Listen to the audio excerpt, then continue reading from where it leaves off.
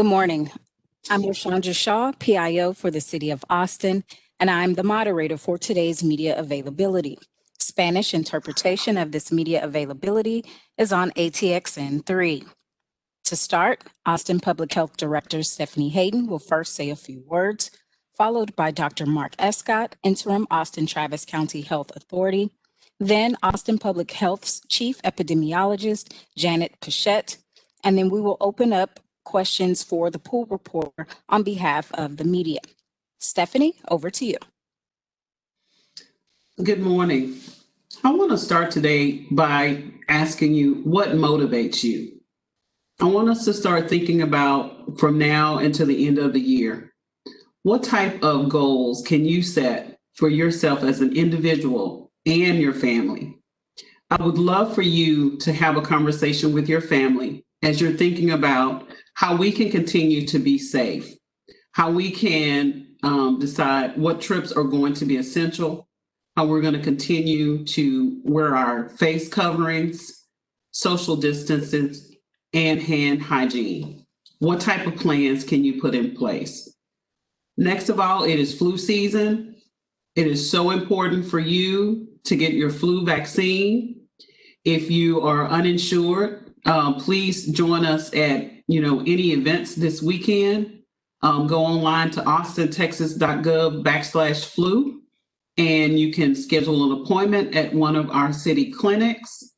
If you are going to be out and about this weekend, there are a couple of events in the community at Ojeda Middle School, as well as Travis High School. So please make sure you get your flu shot. If you have insurance, check with your insurance, check with a pharmacy. It is very quick.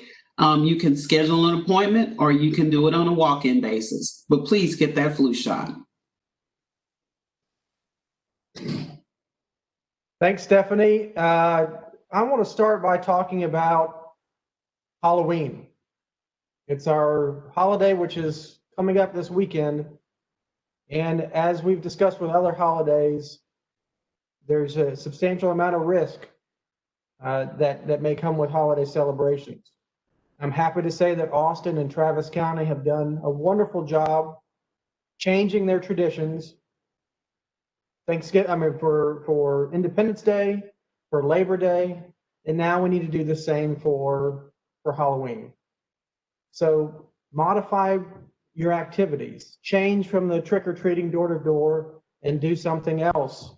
There's a great guide from Austin Public Health on our website, austintexas.gov/COVID-19. There's also guidance from CDC. I'm happy to say that I have found a COVID-19 pinata that we're going to use for our kids on Halloween to change our traditions. We've never had one before, but this year, that's what we're going to do. And I suggest that others in the community change their traditions as well so that we can do this in a more safe way. We have concern about the trends right now. We have concern about where we're headed leading up to Thanksgiving. And I think it's important for us to be as protective as we can this Halloween so that the forecast for Thanksgiving looks a lot brighter.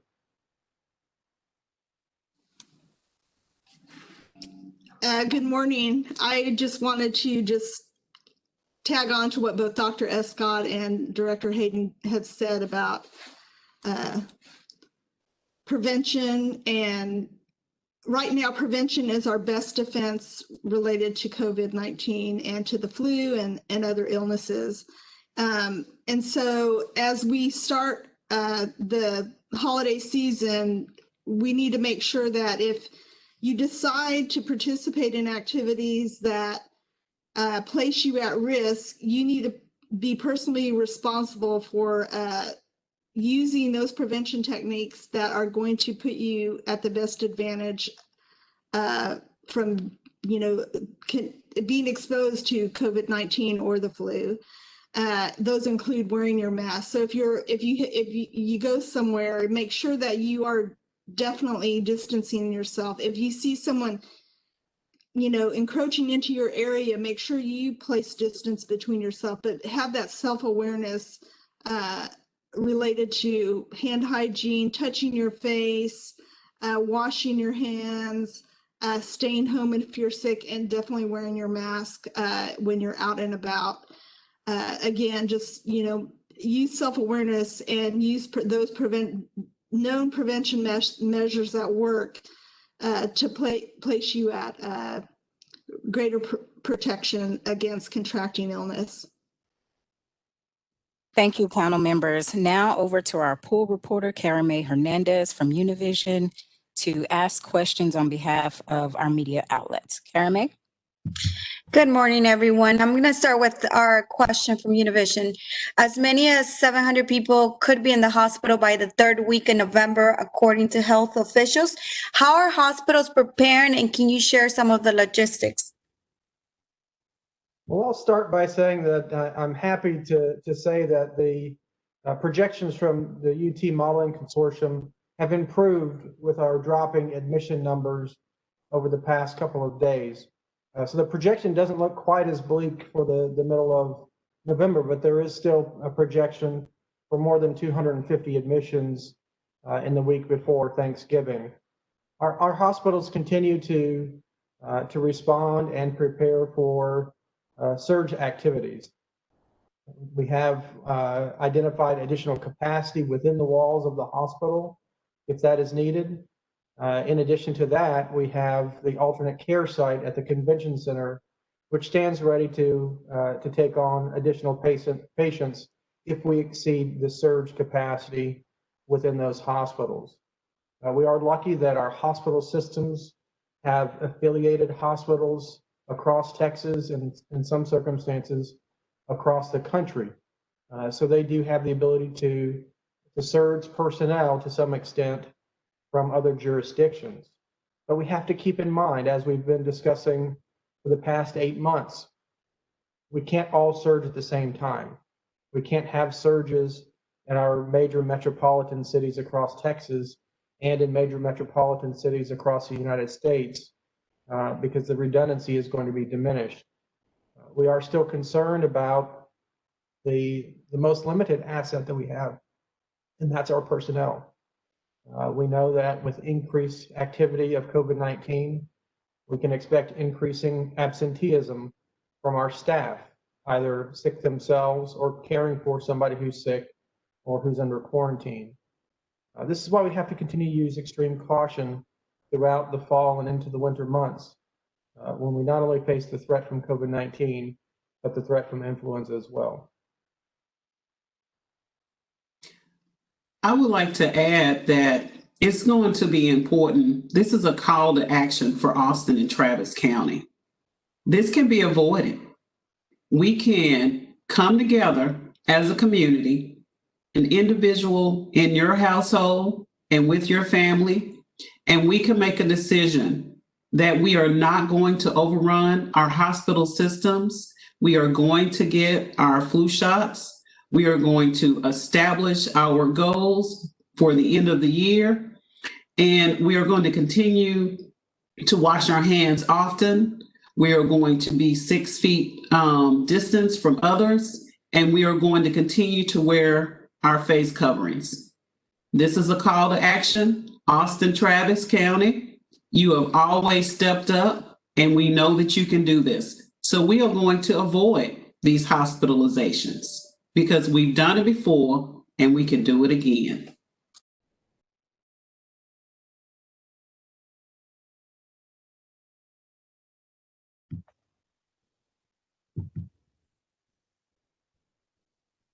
Next question. Yesterday, Dr. Scott said that there has been a significant increase in new cases reported at area long-term care facilities in the last 2 weeks. Are these facilities equipped in terms of PPE, strike force support, and staff? Are they equipped in terms to contain the spread? So they are equipped to contain the spread. We do have our task force in constant contact with the facilities throughout the city and the county. We have offers of PPE and support. We also have the resources of the strike teams to deploy to those facilities if needed. I will say that a significant portion of those new cases in the past 2 weeks are staff members. So again, as we've seen before, when we see the positivity rise across the community and cases rise across the community, that penetrates into our nursing homes and long-term care facility staff, and it penetrates into our healthcare and first responder staff. So, to some extent, there was an expectation of increases because there's been community-wide increase. This is why it's important for us to suppress disease as much as we can in the general community so that we can protect those who are the most vulnerable. Obviously, we're concerned about transmission from staff to patients because we know that those individuals in nursing homes are the highest risk individuals in our community with a very high rate of hospitalization and a high rate of death if they do contract COVID-19. Part of what we've seen recently with our increase in hospitalizations has been the fact that we've seen cases shift to older individuals.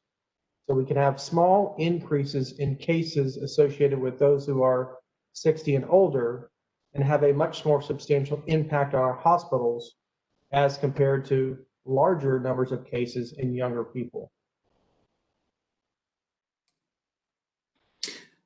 Our long-term care team continues to provide support to all long-term care facilities. They continue to meet with them weekly.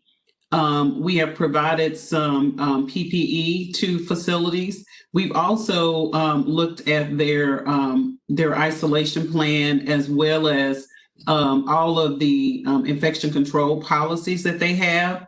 So this has been an ongoing practice for us, and we will continue to provide that support. It is important for us to be able to give any guidance that we can. And then in this instance with long-term care, we work very closely with this state on long-term care facilities.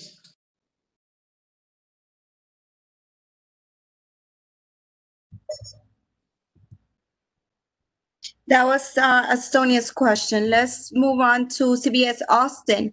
The media projection that is now up on the UT COVID-19 modeling consortium website shows 200 to 300 hospitalizations in the Austin area by mid-November. The date on it is 10/26. Is this an update from the graphic you talked about yesterday with the Travis County Commissioners? What is your take on what appears to be a significant reduction in projections for hospitalizations in the Austin area? My take is that's fantastic. That's exactly what we want to see. Again, we've talked about the fact that the projections are not a forecast of what will happen.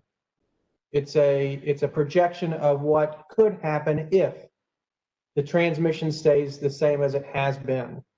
The previous numbers were that we had a 110% increase in cases as compared to the previous 14 days. As people respond, as people take more protective actions, decrease their social activities, decrease their movement outside the house, we see an impact on transmission, we see an impact on cases, we see an impact on hospitalizations. That's exactly what we want to happen. My expectation is that, yesterday we reported 13 admissions to the hospital, which was significantly under the moving average, that the projections will improve further if we can maintain that trend of having lower cases, lower admissions to the hospital than the moving average. That's the goal of sharing that information publicly. Again, we've seen more positive projections in September and early October, which indicated that we were going to go into stage 2 territory of risk. Unfortunately, that was too optimistic, and we missed that mark, and we bounced off, and we're in the current situation that we're experiencing. But it's important to understand that these are based on mathematical models. They're based on behavior. They're based on trends, and that means they're going to be constantly updated based upon how we shift our behaviors. As Dr. Escott has shared, this is not a weather forecast. And so it is really dependent upon the behavior that we have as individuals in our community. As Dr. Escott shared with us over the last couple of weeks, by sharing this information about these predictions, it gives us the time to take a look at what we may be doing as individuals. You know, did I stop wearing my face mask? Did I actually attend some parties or get-togethers with other individuals where I didn't social distance or they were not social distancing? So we have to take this time to really reflect on our behavior. And as long as Austin and Travis County continues to listen to what advice the department, as well as Dr. Escott, is providing, we can just make things continue to turn around. It's all dependent upon us, just one day at a time, but we all have to play our role.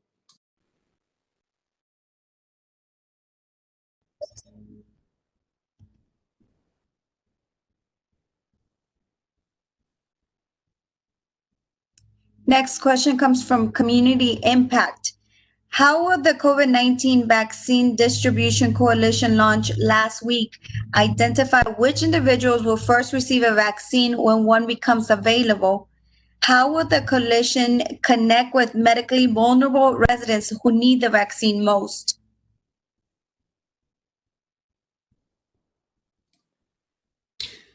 The vaccine coalition meeting, the goal of the meeting was to invite a broad group of individuals, as well as community advocates and individuals that will provide information for priority populations. Our goal is to receive that feedback from everyone in the group.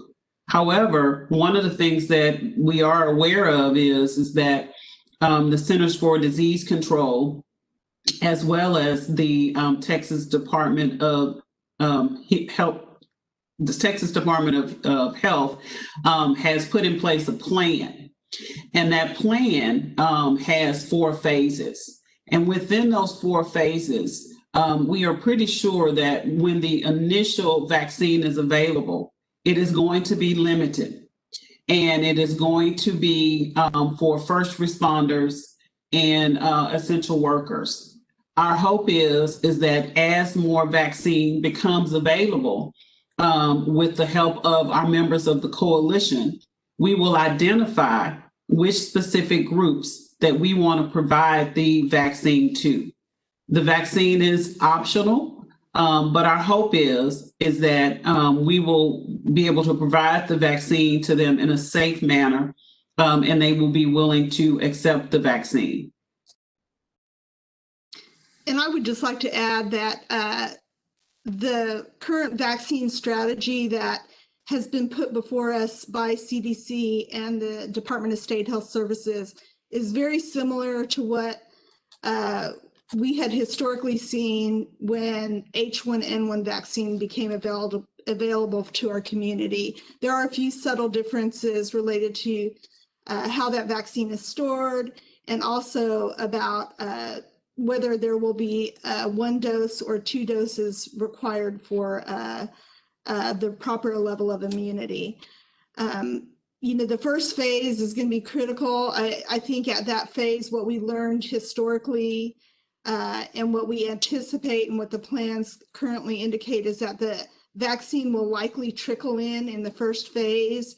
And so there will be limited supply that will be dispensed throughout the United States and Texas. And so one goal of the Vaccine Coalition is to make sure that we have those hard discussions about who we prioritize vaccine for. And so we're following that guidance that's been provided to us, but we also recognize, even if there are priority populations identified as priorities, that we may have to do some additional prioritization within those groups to make sure And I think one of the goals of our coalition is to make sure that there's collaboration, agreement, and understanding about how those decisions are made.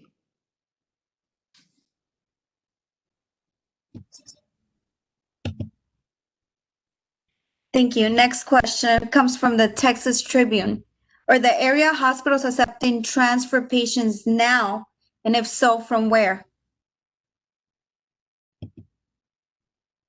We have not been advised of any particular transfers from El Paso at this stage. I know that our hospital systems, as well as the rest of the metropolitan jurisdictions, have been in discussion with the city of El Paso to coordinate resources. We certainly know that some resources from Austin have been sent to El Paso, particularly medical personnel, to help support their patients and their surge activities. But I'm not aware of any patients being received in the local jurisdiction from El Paso.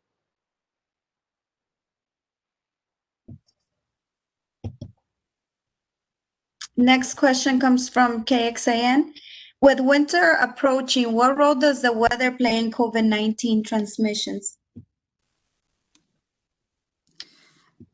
So one thing the weather plays is that as temperatures become cooler, it can allow the virus to be more viable or live longer in certain types of conditions. They tend to thrive in colder, drier weather.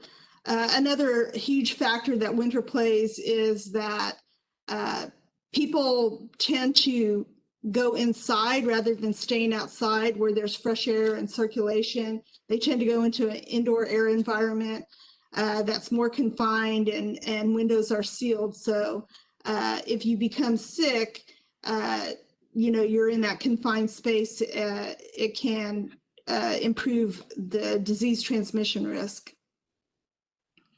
I will say that, well, a couple things. Number one, there is some concern that as the air gets drier, it dries out the mucous membranes, which may make the body more vulnerable to viral infection. But regarding the congregation theory, which normally happens in winter, we normally have flu and flu spreads very easily during the winter months. But I will say that when we look at Australia, who just finished their winter, they did not see that. They had record low influenza season, and they were effectively able to suppress COVID-19 transmission. In fact, the Travis County has had more cases or similar number of cases to the entire country of Australia because they've done a great job of controlling transmission. So it's not real clear if how the winter is going to impact us in the northern hemisphere. The fact that folks congregate is a concern, but if folks are congregating only with their household members, and it is discouraging folks because of the weather from congregating with people outside of their household, then we may see a protective effect from the winter months. The other thing we would really strongly encourage you is during this time, individuals will start to have symptoms. So whether it is symptoms, that you may feel, oh, it's my allergies, or, I'm sneezing, I'm coughing, I have a headache, or sore throat. Whenever individuals develop symptoms, it is going to be important for us to go ahead and get a COVID test. We have our operations will continue to be open.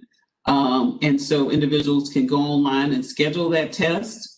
But because you really want to rule out that you have COVID-19, and then you may determine that I have the flu. But you definitely want to make sure with the colder temperatures, we do start to see more symptoms as individuals. I just want to add some emphasis on what Director Hayden just said. if you have any symptoms of COVID-19, sore throat, cough, fatigue, change in your smell and taste, nausea, vomiting, diarrhea, any of those things, and there's many other symptoms. If you have any of them, you must assume that you have COVID-19 until you can prove that it's not. We have seen over and over and over again folks who thought they just had a sore throat, or they just had a cold, or it's just their allergies or their regular headache.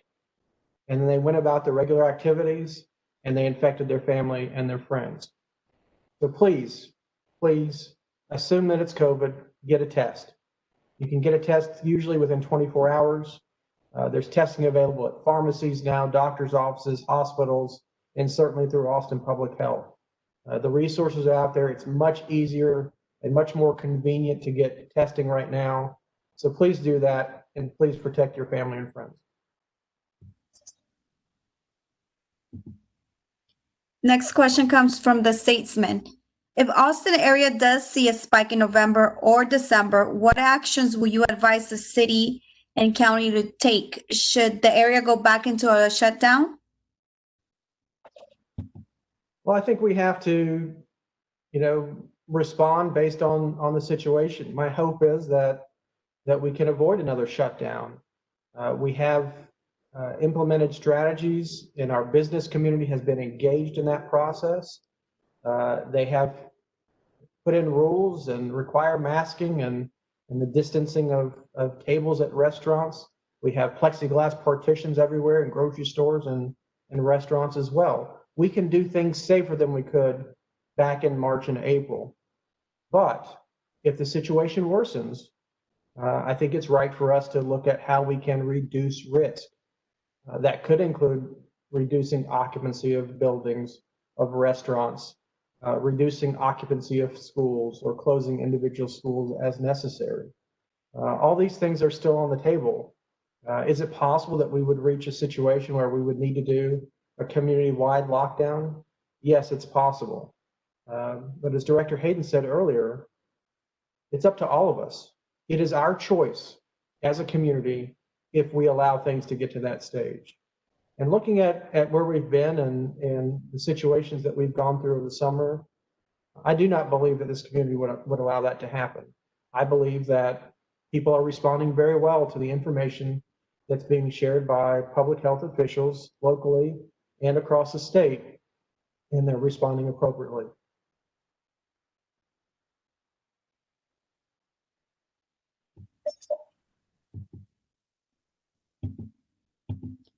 Next question comes from KOOP Radio.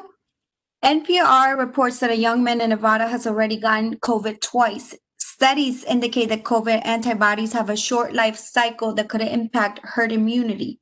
Is APH planning a shift in its public health focus from vaccination herd immunity to long-term prevention strategies like that for the flu? Well, I will say there's still a lot of unknowns related to immunity. We know from many other infectious diseases that immunity is variable. We take immunizations, for instance. Some people will get the regular schedule of immunizations for things like measles, and some will be very immune, and some will have partial immunity, so they have a mild course of illness, and some have no immune response and then need to receive booster shots. Natural disease is the same way. Some people will have COVID-19, they'll have a significant clinical course, and they'll have strong immunity. Some will have immunity temporarily that wanes over time. And others, particularly those who have a mild or asymptomatic course, may not have any significant immunity as a result of that.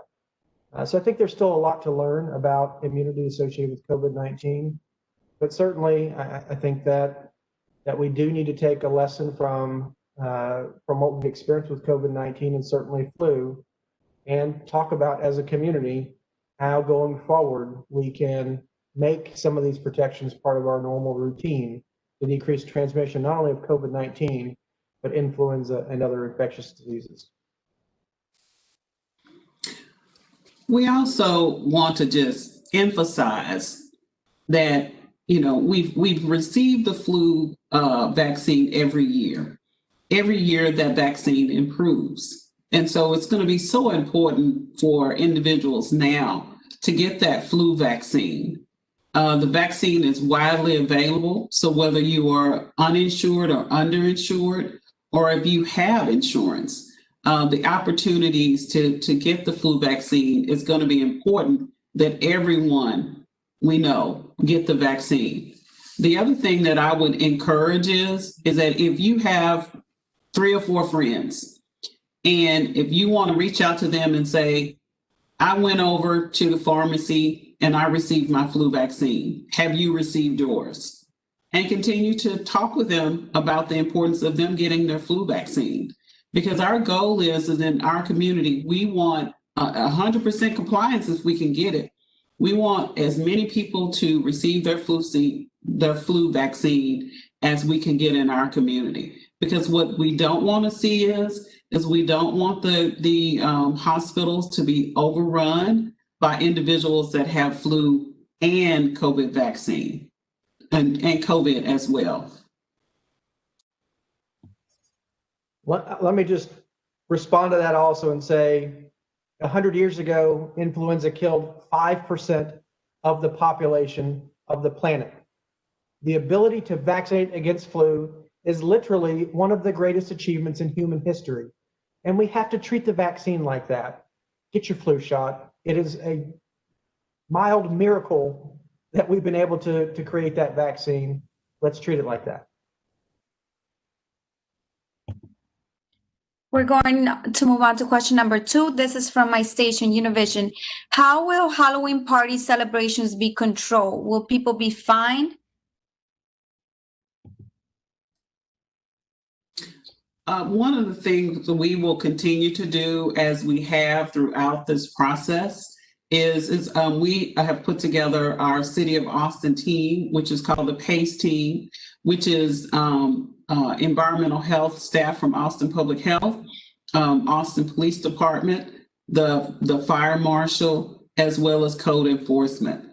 Those staff are going to be out. So whenever we find that there is an event going on, we will be checking for the capacity to ensure that folks are not over the capacity. In addition to that, our staff will be emphasizing the importance of social distancing and wearing your face covering. And so during that time, we will definitely have our enforcement staff out to provide those opportunities.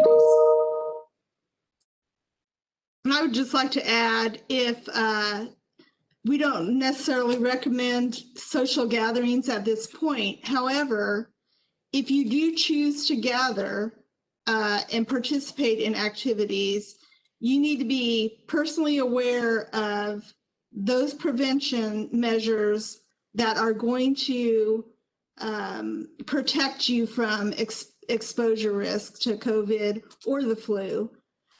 You need to make sure that you are socially distancing. You need to be sure that you are wearing your mask. And if you're sick, you should be staying home.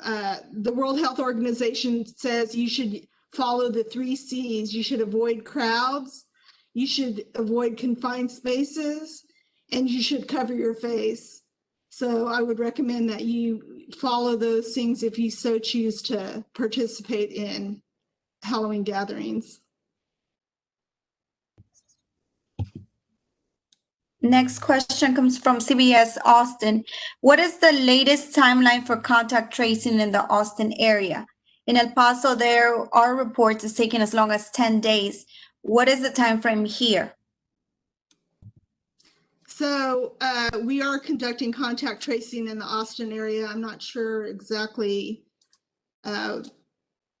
what the question is specifically asking, but we have been doing contact tracing in the Austin area. We have hired close to 60 people to conduct case investigation, which includes that initial tier of contact tracing.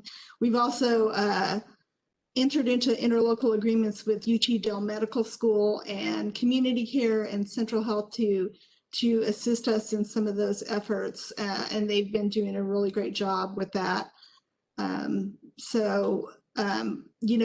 I think what happens is when you have widespread community transmission, sometimes contact tracing is not effective unless you're able to get cases immediately. What we experienced back in June and July is we had so many cases that we were investigating.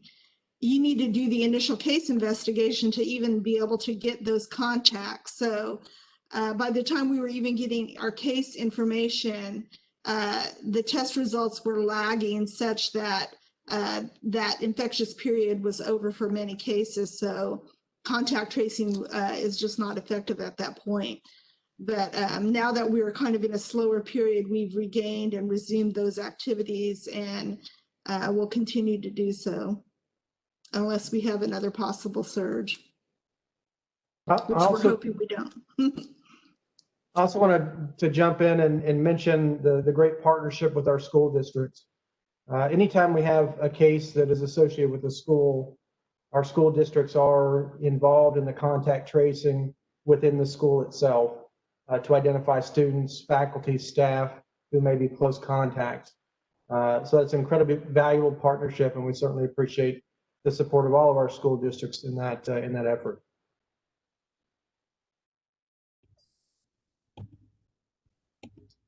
Next question comes from KXAN. How often are people getting sick in one-off isolated events versus super spreader events? Which are more concerning? To me, they're both concerning. So we're seeing transmission in both areas. There are events that people, I think what you see happening in larger social gatherings and events you are seeing people who are experiencing pandemic fatigue or pandemic anger for that matter. And they're just like, I'm going to still have my event no matter what.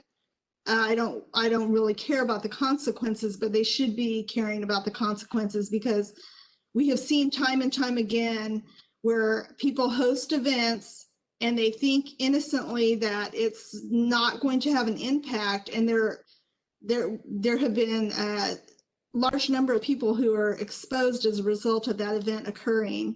Again, if you attend events like that, you need to be mindful about your personal space and be using personal protection so that you reduce your transmission risks, especially if there are other people at that event who are not doing so. But a lot of times these events occur and people get their guard down. They think they're in a safe environment because they know someone. But just because you know someone, and I think Director Hayden has alluded to this earlier, is that if somebody's is outside of your household, even if they're your good friend or family member, you don't know what their exposure risk is. And so anytime you introduce them into your space, you run the great risk of exposing yourself to COVID and to flu.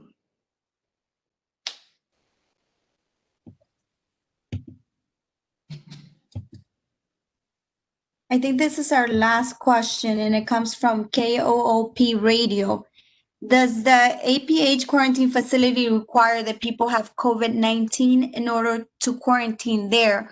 Or can they also do it as a preventive quarantine, especially before visiting with family for the holidays? The isolation facility that we currently operating is designed to allow people who are both cases, so those who are ill with COVID, a place to wait out their isolation period. But it is also available for those who would like to quarantine to make sure that they have the ability. If they cannot do that safely in their home, it is available for people who want to meet the 14-day period to quarantine if they've been exposed or, assure that they're safely able to quarantine. That facility is still open. It is an asset in our community.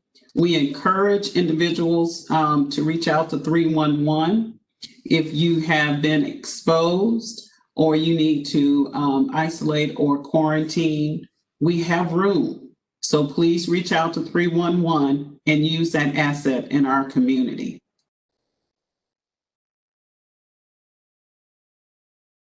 Thank you, Kara May, for representing our media. Thank you, panel members. If there are any last remarks, we will start with Director Hayden. I would like to encourage individuals to find new traditions that you and your family can create. What can you do to make it through this weekend? I know individuals have decided to take their family camping. They've looked at, Dr. Escott has his piñata. We have staff that have purchased a piñata as well. And you can get your frustrations out by beating on this piñata. The other thing that is important for us, Austin, Travis County, this is a call to action. What type of behavior are you going to have? What are you going to do this weekend and for the rest of the year to keep us safe? Austin, you have been a trendsetter. We have been a place where most people want to live. We live here. Let's take care of Austin and Travis County. Let's wear our face covering. Let's social distance. Let's wash our hands often. And if you are sick or ill, please take a COVID test. We have testing available and it is free. So that is a good free. So please take advantage of our testing. It's flu season. Please get your flu vaccine. austintexas.gov/flu.